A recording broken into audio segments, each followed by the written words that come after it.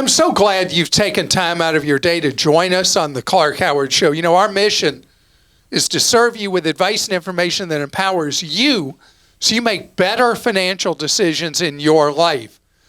Today, I'm going to follow up on a promise I made very early in the summer. I was going to talk about the new Robinhood experience. So, well, eventually, I made it the very beginning of fall to talk about it. And later in this episode, as the weather gets, well, we move into fall, people start thinking more about indoor activities. Question for you. When's the last time you saw a movie in a movie theater? I don't even remember what year it was. I want to talk about how the movie operators are trying desperately to get you back in to try the experience. So Robinhood. When Robinhood first came along, I was really excited about it. You know, we owe Robinhood for free stock trading. I mean, they're the ones that made that a mainstream thing of doing business with discount brokers. The whole discount broker business, we owe that to Chuck Schwab.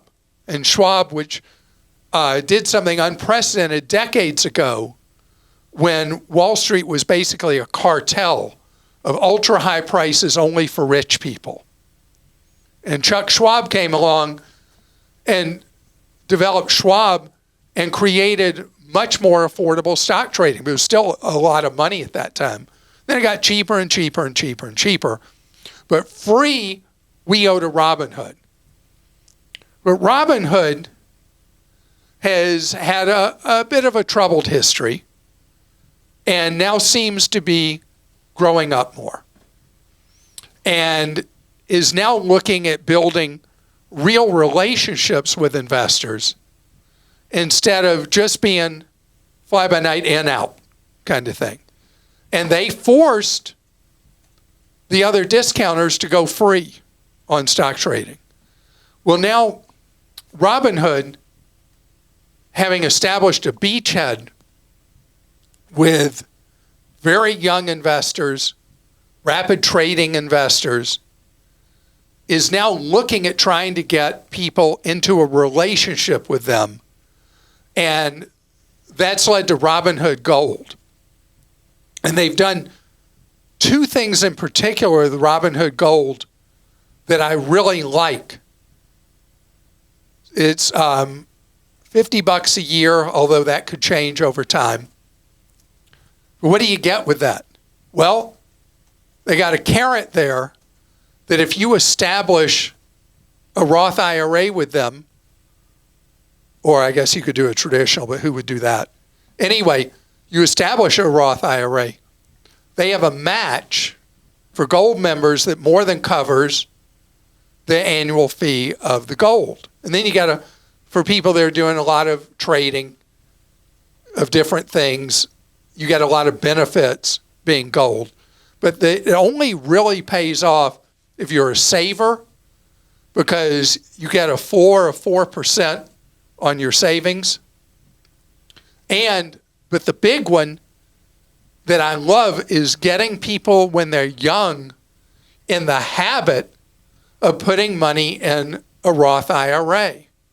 I mean, I am the man from Roth. Actually, it was the late Senator William Roth of Delaware that's named after. But I love the Roth IRA because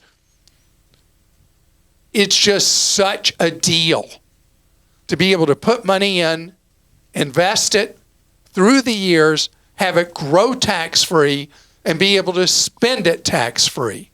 It is awesome. And so now we've got all the cousins of Roth IRAs, the Roth 401k, the Roth Simple, the self-employed Roth 401k, or it's actually named different things. Some places call it the solo Roth 401k. These things are such great financial tools. And I love that Robinhood used the lure of doing for individuals kind of like their version of an employer match that throws some little extra money at you for your Roth IRA to get you in the habit of doing the Roth IRA. And where Robinhood has always been about people popping in, popping out, popping in, popping out, there's a handcuff with it. You got to keep that Roth IRA going for a while, or you forfeit the money that they gave you as a challenge match. So the incentives are aligned just right to create important habits. I talked in the past about my son who has a Robinhood account who thinks holding something for a long term is a week.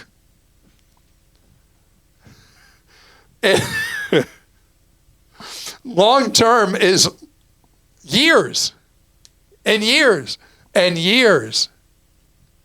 And building a habit paycheck by paycheck, month by month. So Robinhood, to its credit, don't hear the complaints about them like I used to. It's always scary to say something like that, but it's true. And the gold is their way of creating stronger relationships with customers. And if you use it right, it's worth the money. So Robinhood has gone from being something I was ecstatic about to something I was frowning about to something I'm happy about now. And you can be comfortable using it until they prove me wrong. Krista? Okay, we'll go to questions now. Steve in California says, I've been funding UTMA accounts with Fidelity for my daughters for several years. I always heard Clark talk about the benefits of 529 plans, and I mistakenly assumed that the UTMA accounts I set up were the same thing. And I should explain what an UTMA or an UGMA are. They are accounts that a parent can establish for a kid, Transfer to Minors Act, Gift to Minors Act, that allows a parent to control the account but have money for benefit of a child. After hearing another segment where Clark praised 529s, I double-checked and realized that what I actually have are UTMAs. Can you explain the difference between the two?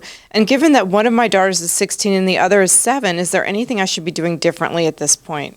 So if you're 16-year-old, you already have the UTMA. Don't know, pretty close to college age. And one of the key questions is education after high school.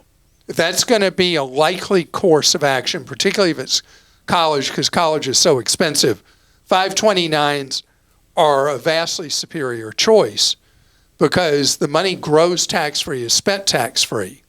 16-year-olds awfully close to college, don't know what kind of gain over the years the UTMAs had. I mean, you can liquidate the UTMAs and pay tax on them and then put the money into 529s, which would really help your kids if they might otherwise be eligible for financial aid, because the UTMAs hurt them for financial aid. But especially for the 7-year-old who hasn't had enough time for the account to have probably a lot of embedded gains, it would be, if your family culture is college-oriented, it would be a good idea to pay the tax on the UTMA, then move the 7-year-old's money into the age-based portfolio or expected entrance date, they call them different things, available in the 529 account. Now, 529 accounts are not all created equal. Some of them are really terrible. They're sold by commission-based salespeople. The only good 529s are what are known as direct sold, no salespeople. The plans are simple enough. You don't need a salesperson to buy one or fund it or to even pick investments because you just go in the age-based portfolio. If you go to clark.com, we've got updated reviews on the various 529 plans around the country. If your state plan is on one of our good lists, just go straight into it with that UTMA money. And the embedded gain in the UTMA would help you make the decision, particularly if your 16-year-old is going to go to college, whether it's a good idea for you to liquidate the UTMA and put the money in the 529. If you've got a lot of embedded gains, you probably may not want to deal with all those taxes now on the 16-year-old's account. Will in Indiana says, eBay recently introduced their secure purchase program for vehicles. I'm primarily interested in it because I have a used vehicle to sell. They say purchases are secure with the involvement of their recently acquired Caramel Dealer Services. Does this appear to be a safe way of selling a vehicle? I'm mostly concerned with their secure payment method, as it would appear to avoid the problems with fake cashier's checks and such. Also, in general, what are the safest ways to take payment for a used vehicle? I've taken cash or cashier's checks in the past. Yeah, cash is fine. Cashier's checks can be so easily counterfeited.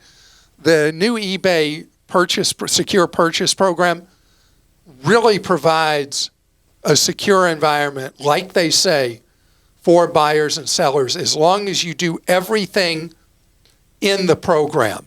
If you have a buyer who towards the end says, or a seller says, oh, it'll save us money if you pay outside of the platform, don't do it. That's setting you up for a scam.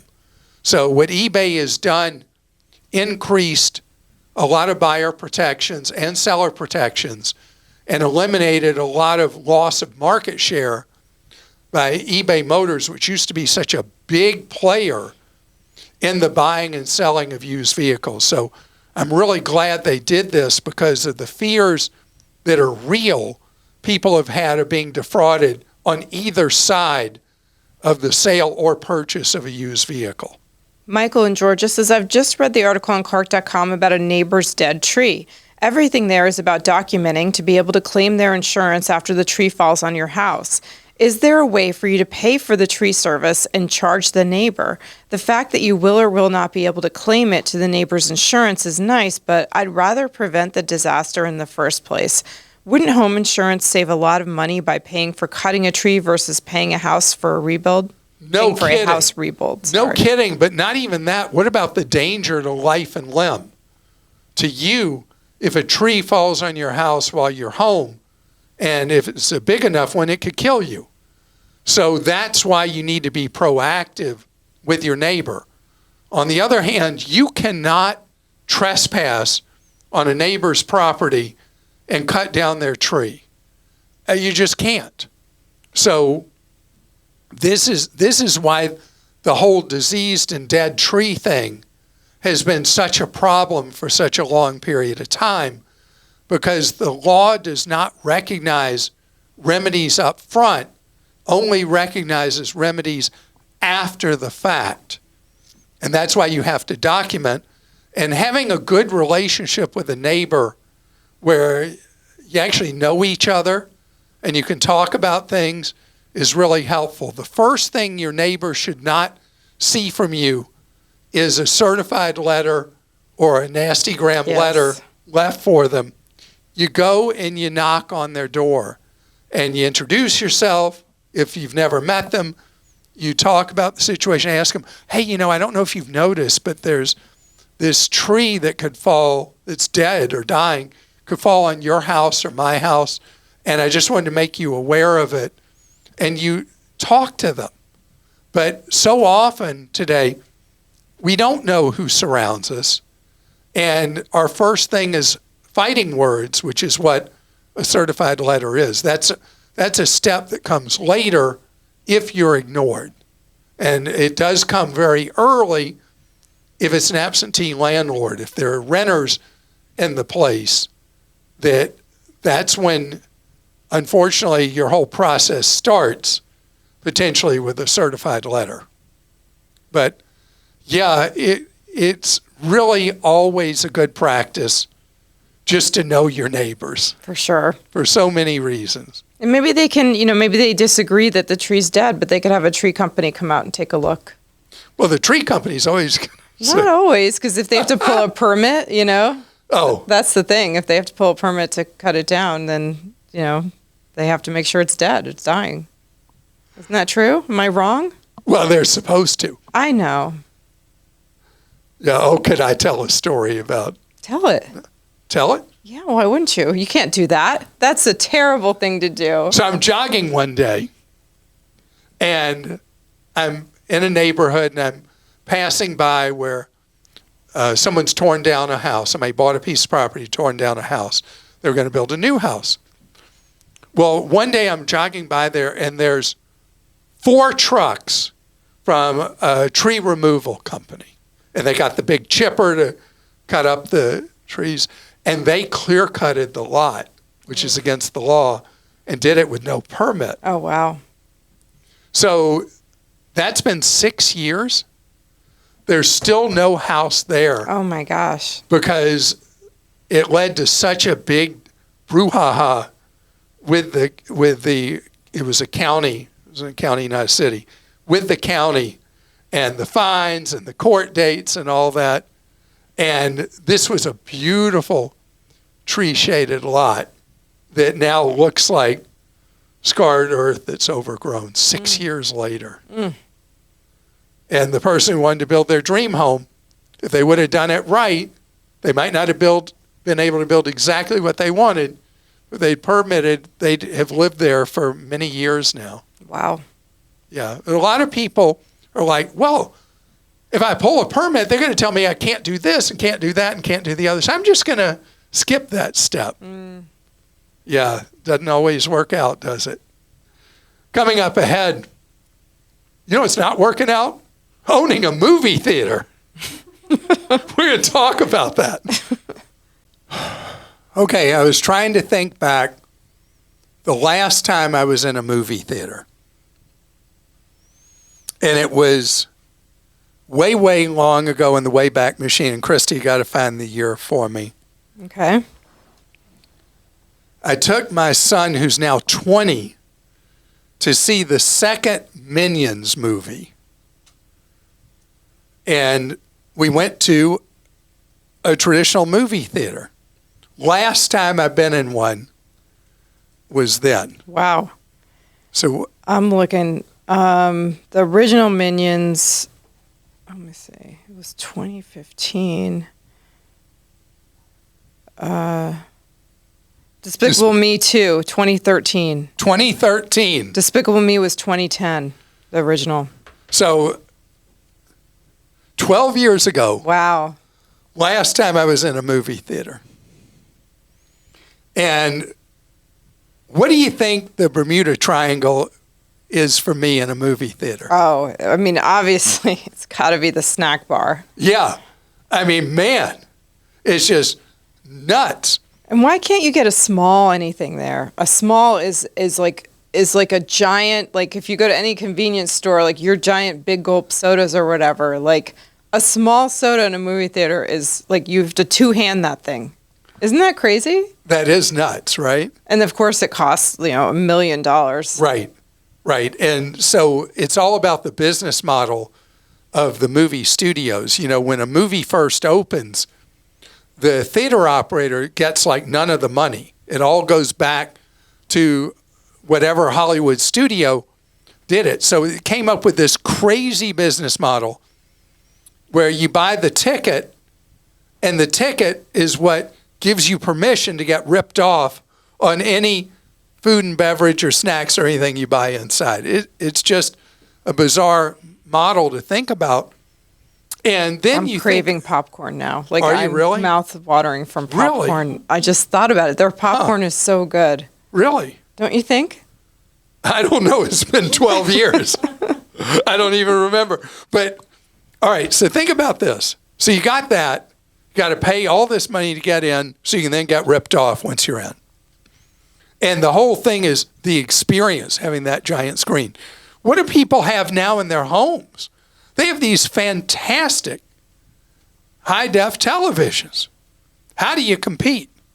Well, AMC, which is the world's largest movie theater chain, has decided to do off-peak pricing for people who join their club on Tuesdays and Wednesdays.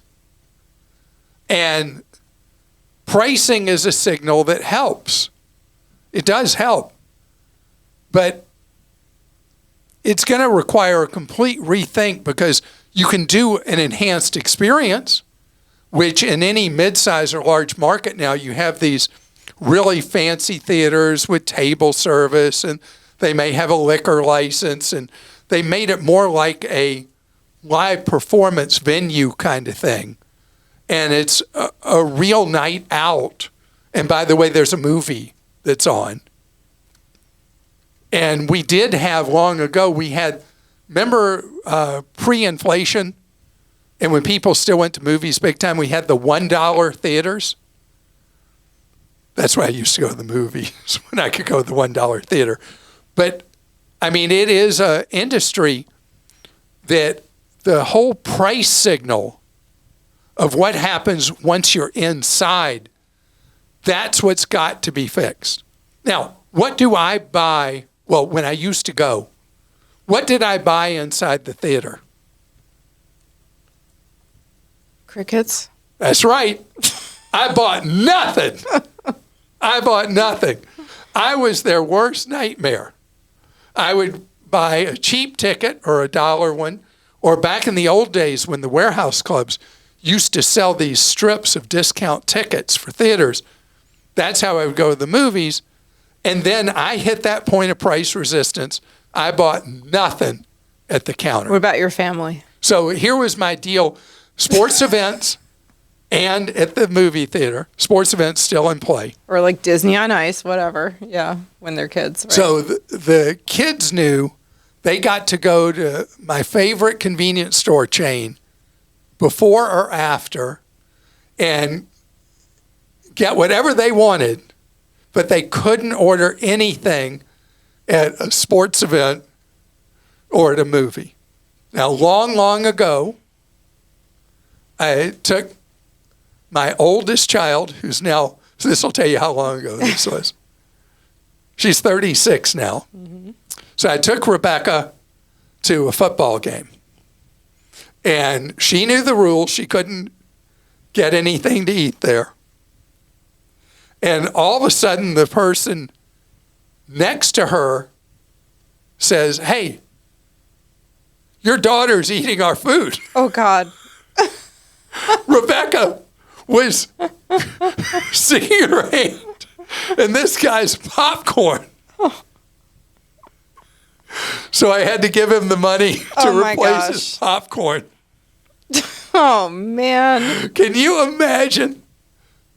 I need to mention that to Rebecca because I'm sure she was young enough. She has no memory of learning to be a thief because her dad was too cheap to buy her anything at a football stadium.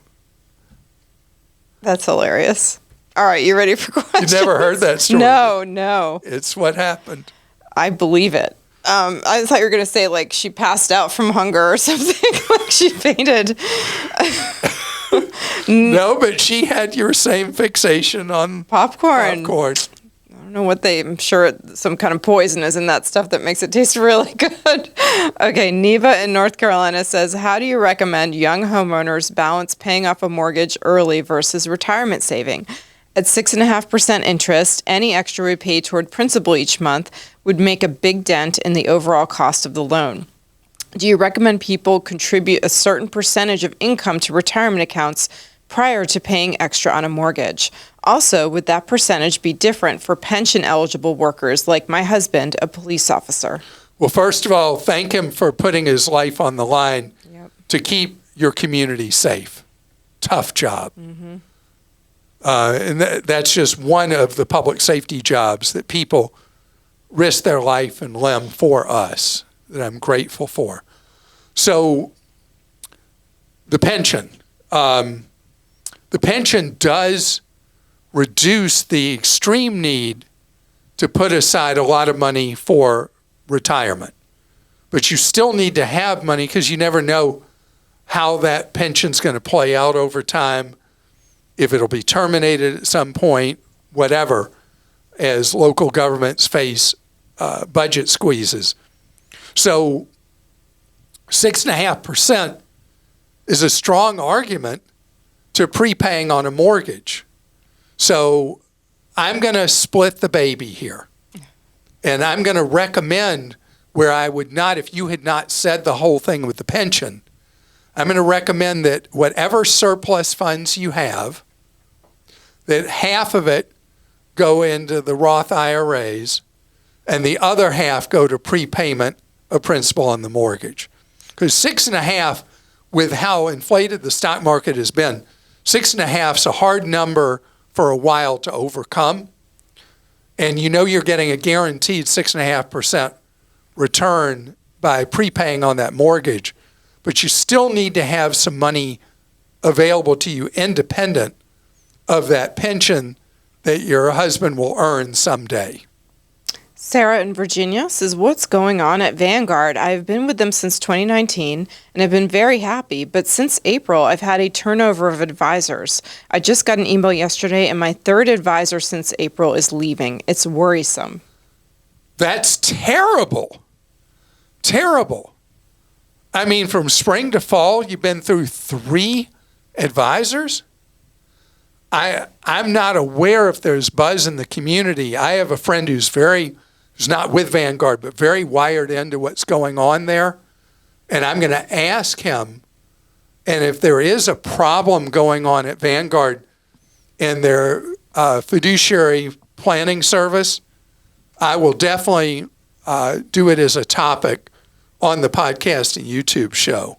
So I don't know if you just got extremely freaky unlucky, or if there is something going on that would lead to a dramatic increase in turnover of fiduciary planners at Vanguard. So when I have that answer, if there is a problem that I should know and you should know, we'll let you know on the podcast as soon as possible. Gail in Indiana says, I visited my dermatologist for a skin check. When I received the bill, I paid it in full with my HSA card. What seems like 6 months later, the practice sends me a new bill. When I called them to say I already paid, I was told they reran my insurance and I needed to pay more.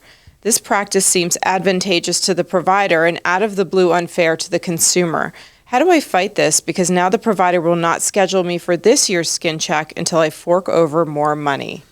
Wow, this is so interesting, Gail, because this is something I addressed recently, alluding to on one of our podcasts, is so what doctors are doing, they deal with a lot of different contracts with insurers, and there are a lot of different insurance companies as well.